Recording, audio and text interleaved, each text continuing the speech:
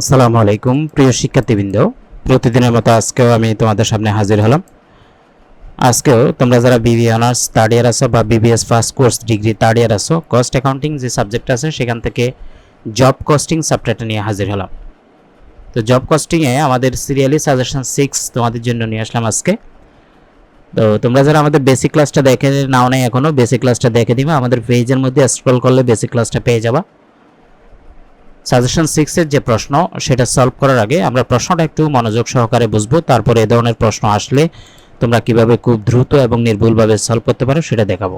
Calculate স্ক্রিনে আমরা suggestion 6 এর প্রশ্নটা নিয়ে আসলাম। প্রথমে প্রশ্নটা একটু মনোযোগ সহকারে দেখি। Nabid limited manufacture goes to customers specification, অর্থাৎ নাবিদ লিমিটেড নামে একটি কোম্পানি, তারা কাস্টমারদের জন্য কিছু পণ্য উৎপাদন করে। The following data relate two A job consisting of 100 units. নিচের যে ডাটাগুলো দেওয়া আছে, তথ্যগুলো দেওয়া আছে, এগুলো 100 ইউনিটের। যেমন র মেটেরিয়ালস ইউজ করছে তারা, এক্স নামে একটা র মেটেরিয়াল আছে যেটা 300 কেজি ইউজ করছে অ্যাট দ্য রেট অফ টাকা 32, তার প্রতি কেজি 32 টাকা করে। ওয়াই নামে একটা র মেটেরিয়াল ইউজ করছে 400 কেজি, প্রতি KG at the rate of money প্রতি কেজি বুঝাচ্ছে টাকা 50, 50 পয়সা, 50 টাকা করে প্রতি কেজি। ডিরেক্ট লেবার তারা প্রত্যক্ষ শ্রম ডিপার্টমেন্ট এ ইউজ করছে 5000 hours at the rate of taka 2, প্রতি ঘন্টা 2 টাকা করে 5000 ঘন্টা। ডিপার্টমেন্ট বি 7000 আওয়ার্স, অর্থাৎ ডিপার্টমেন্ট বিতে 7000 ঘন্টা কাজ হয়েছে at the rate of taka 2, প্রতি ঘন্টা 2 টাকা। ফ্যাক্টরি ওভারহেড টাকা 1.25 পার আওয়ার ওয়ার্ক, তারা কারখানার উপরি খরচ প্রতি ঘন্টায় 1 টাকা 25 পয়সা করে খরচ করছে। অ্যাডমিনিস্ট্রেটিভ ওভারহেড অর্থাৎ প্রশাসনিক উপরি খরচ 20% on total manufacturing cost, manufacturing cost যত তার 20% হবে অ্যাডমিনিস্ট্রেটিভ ওভারহেড অর্থাৎ প্রশাসনিক উপরি খরচ। প্রফিট 20% অন সেলস প্রাইস, অর্থাৎ সেলস প্রাইস যত তার 20% প্রফিট ধরতে হবে। এ হলো প্রশ্নের ইনফরমেশন। করতে বলছে কি দেখো, ক্যালকুলেট দ্য টোটাল কস্ট, মোট ব্যয় গণনা করো, and the sales price of the job, এবং বিক্রয় মূল্য নির্ধারণ করো ওই কাজের বা জবের। তো এখান থেকে আমরা টোটাল কস্ট বের করব এবং সেলিং প্রাইসটা বের করব। তো তোমরা যারা কস্ট শিটের চ্যাপ্টারটা করছো, an introduction to cost terms and purpose, অর্থাৎ চ্যাপ্টার 2 যারা করছো কস্ট অ্যাকাউন্টিংয়ের, চ্যাপ্টার 2 এর মতোই কিন্তু জব কস্টিংয়ের অধ্যায়টা। তো কথা না বাড়িয়ে আমরা সলভে বা সমাধানে যাচ্ছি। খেয়াল করো, প্রথমে উপরে কোম্পানির নাম লিখবো Nabid limited, job cost sheet, accounts title 2টা টাকার করে দিলাম। সবার আগে র মেটেরিয়ালের ইউজটা আমাকে বের করতে হবে। আমরা যদি প্রশ্নের মধ্যে দেখি, র মেটেরিয়াল ইউজ প্রশ্নে দেওয়া আছে যে এক্স 300 কেজি ইউজ করছে, এক্স নামে একটি র মেটেরিয়াল, প্রতি কেজির দাম হলো অ্যাট দ্য রেট অফ টাকা 32 টাকা, এবং ওয়াই নামে একটি র মেটেরিয়াল ইউজ করছে তারা 400 কেজি, প্রতি কেজির দাম 50 টাকা। তাহলে আমরা যদি র মেটেরিয়াল ইউজটার এখানে মেটেরিয়াল এক্স লিখে 300 কেজিকে 32 টাকা দিয়ে গুণ দিই, টোটাল 300 কেজির দাম হবে 9600। মেটেরিয়াল ওয়াই 400 কেজিকে যদি 50 টাকা দিয়ে গুণ দিই তাহলে হবে 20000 টাকা। 9600 এবং 20000 যোগ করলে টোটাল র মেটেরিয়াল ইউজড 29600। আমরা সবাই জানি র মেটেরিয়াল ইউজডের সাথে ডিরেক্ট লেবার যোগ করলে প্রাইম কস্ট পাওয়া যায়। আমাদের বেসিক ক্লাসে কিন্তু একটা চার্ট দেওয়া আছে, তুমি কার সাথে কী কী যোগ করবা। তাহলে এখন ডিরেক্ট লেবারটা আমরা যোগ করবো, তাই না? তো ডিরেক্ট লেবার প্রশ্নে কী কী দেওয়া আছে একটু দেখি। দেখো, ডিরেক্ট লেবার ডিপার্টমেন্ট এ 5000 ঘন্টা 5000 আওয়ার্স তারা ব্যবহার হয়েছে বা 5000 ঘন্টা কাজ করছে at the rate of taka 2, মানে প্রতি ঘন্টা 2 টাকা।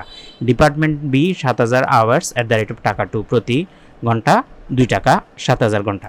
তো আমরা ডিরেক্ট লেবার লিখে ডিপার্টমেন্ট এ লিখলাম, ব্র্যাকেটে 5000 ঘন্টা দিয়ে 2 টাকা প্রতি ঘন্টা গুণ দিলে মোট 10000 টাকা। ডিপার্টমেন্ট ডি বিতে 7000 ঘন্টা, প্রতি ঘন্টা 2 টাকা হলে 14000 টাকা। তাহলে 10000 এবং 14000 মিলে মোট 24000 টাকা ডিরেক্ট লেবার আসছে।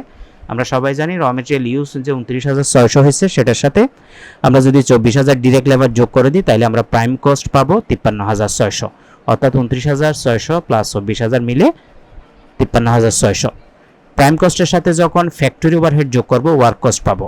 আমাদের প্রশ্নের মধ্যে যদি আমরা দেখি, প্রশ্নে বলছে ফ্যাক্টরি ওভারহেড টাকা 1.25 পার আওয়ার ওয়ার্কড, প্রতি ঘন্টায়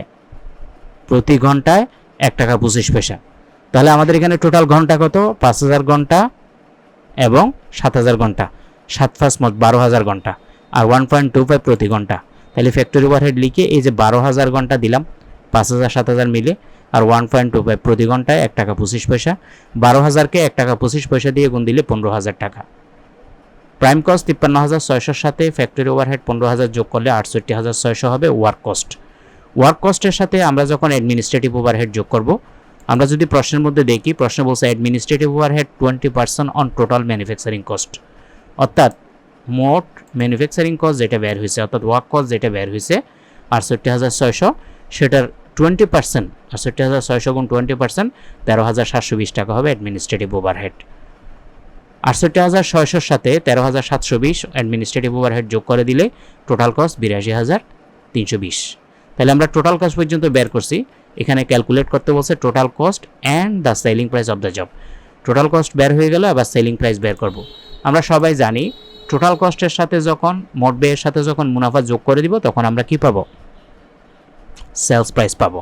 এখন মুনাফার ক্ষেত্রে এখানে একটা কথা বলছে, দেখো প্রফিট 20% অন সেলস প্রাইস, অর্থাৎ সেলস প্রাইস যত তার 20% মুনাফা ধরতে বলছে। তাহলে আমাদের প্রশ্ন তো সেলস প্রাইস দেওয়া নাই, সেলস প্রাইস বের হবে। তো সেলস প্রাইস যদি বিক্রয়ের 20% হয়, ক্রয় মূল্যের 25% বের হয়। সেটা আমরা একটা নোট করে তোমাদেরকে দেখাচ্ছি। দেখো calculation of percentage of profit on cost. তাহলে আমরা জানি কস্ট প্লাস প্রফিট সমান সেলিং প্রাইস, অর্থাৎ ব্যয়ের সাথে মুনাফা যোগ করলে বিক্রয় মূল্য পাওয়া যায়। তাহলে আমরা এখন কস্ট 80 টাকা হলে প্লাস প্রফিট 20 টাকা, কারণ প্রশ্নের মধ্যে বলছে 20% অন সেলস প্রফিট। তাইলে বিক্রয়ের 20% যদি মুনাফা হয় তার কস্ট হলো 80 টাকা। 80 আর 20 মিলে, অর্থাৎ কস্ট এবং প্রফিট মিলিয়ে সেলিং প্রাইস 100 টাকা। এখন আমরা পার্সেন্টেজ অফ প্রফিট অন কস্টটা বের করবো, অর্থাৎ মোট ব্যয়ের উপর মুনাফার হার। Percentage on profit on cost, অনের আগের অংশ উপরে অর্থাৎ উপরে প্রফিট, অনের পরের অংশ নিচে অর্থাৎ কস্ট নিচে, ইন্টু 100 এই পার্সেন্টের জন্য। এই সূত্রটা পার্সেন্টেজ অফ প্রফিট অন কস্টের সূত্র। আমি বোঝার জন্য বলতেছি অনের আগের অংশ উপরে অর্থাৎ উপরে প্রফিট, অনের পরের অংশ নিচে, নিচে কস্ট, আর পার্সেন্টের জন্য ইন্টু 100। আবার মান বসাবো। আমরা প্রফিট পাইছিলাম 20, কস্ট পাইছিলাম কত? 80, তার মানে উপরে 20 নিচে 80 ইন্টু 100। এখন 20কে 80 দিয়ে ভাগ করে 100 দিয়ে গুণ করে দেখো 25% আসবে। এটাই হলো percentage of profit on cost. তাহলে আমাদেরকে ধরতে বলছে কিন্তু সেলসের উপর। প্রশ্নে যখন সেলস দেওয়া থাকবে না তখন প্রফিটের উপর এই পার্সেন্টটা এইভাবে বের করে নিবা। এখন এই টোটাল কস্ট 82,320 টাকার 25% প্রফিট করে দেখো, অর্থাৎ 82,320 গুণ 25% 20,580 টাকা বের হবে। এখন এই টোটাল কস্ট 82,320কে 20-এর সাথে যখন প্রফিট যোগ করব 20,580, তাহলে হবে 1,02,900 টাকা। এটা হবে সেলিং প্রাইস। এটা কি হবে? Selling price 1,02,900। ওকে, তাহলে 1,02,900 টাকা আমরা সেলিং প্রাইস বের করলাম এবং টোটাল কস্ট 82,320 টাকা বের হলাম। এ ছিল আমাদের আজকে ক্লাস। ক্লাসটি ভালো লাগলে অবশ্যই শেয়ার করবা, আর আমাদের হোয়াটসঅ্যাপ নাম্বার কমেন্ট সেকশনে দেওয়া থাকবে। তোমরা ক্লাস ভালো থাকলে সম্পূর্ণ বইয়ের রেকর্ডের ক্লাস নিতে চাইলে আমাদের সাথে যোগাযোগ করতে পারো। একদম নাম মাত্র মূল্যে কোর্সটা কমপ্লিট করে ভালো একটা রেজাল্ট করতে পারবা, ভালো একটা অ্যান্সার করতে পারবা। সবার প্রতি শুভকামনা রইল। আসসালামু আলাইকুম ওয়া রাহমাতুল্লাহি ওয়া বারাকাতুহু।